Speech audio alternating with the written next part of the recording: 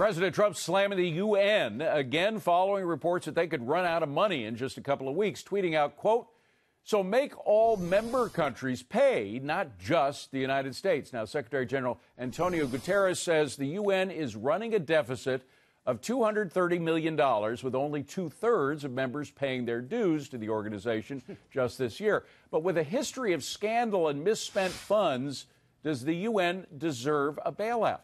The answer is no. The president is right, and there should be a rule: you don't pay your dues, you don't vote. And you can stay in the island as a nation, but you just sit in the lobby and twiddle your thumbs, which is what they should be doing anyway. Steve, maybe the solution here is to tell these countries, that aren't paying their dues, that they don't get a parking space in New York. Now, that'll get their attention. But look, the United Nations is a corrupt organization. Revocation of diplomatic immunity. Whoa. There you go. They have to pay parking tickets now. But there's a big point here. This is a corrupt organization. It's anti-America. It's anti-freedom. And we should dramatically reduce the dues that we pay to the United Nations. And by the way, while we're at it, let's reduce what we pay for the IMF, what we pay for the OECD, what we pay for the World Bank. All of these are corrupt international organizations that have little effect on peace and prosperity.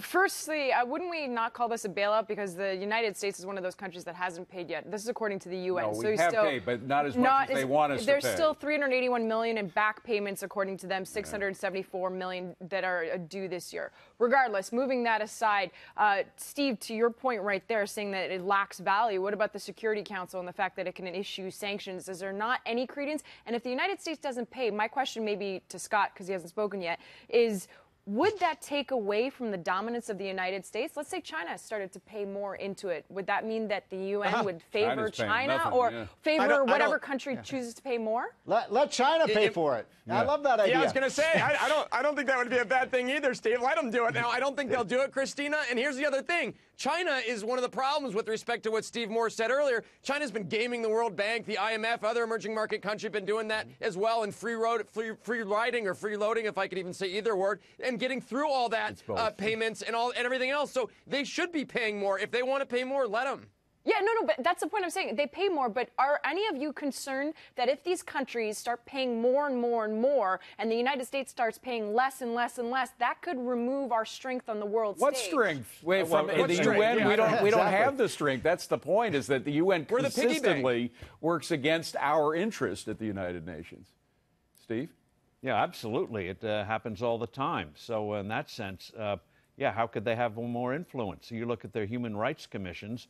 You have Cuba on it, Angola and others who've been human rights abusers sitting on human rights panels. Come on. And Steve Moore, I just wonder what we get for our money. I mean, we do pay $8 billion a year just in general funds, plus a couple of extra billion for these so-called voluntary services. I mean, that's a lot of money, and I just wonder if it's worth it.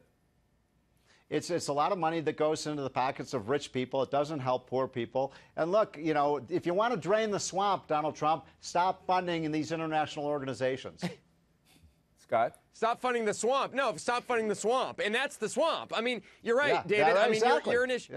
Your initiation there was right, David. I mean, if you look at where that money has gone, or whoever said that, the money doesn't go to where they say it's going to go. And you've had these countries take advantage of us being the piggy bank and going against the United States and other procedures around the world. So we get to fund all their activities, and we get hated on by the countries that take advantage of us. That seems like a pretty bad deal.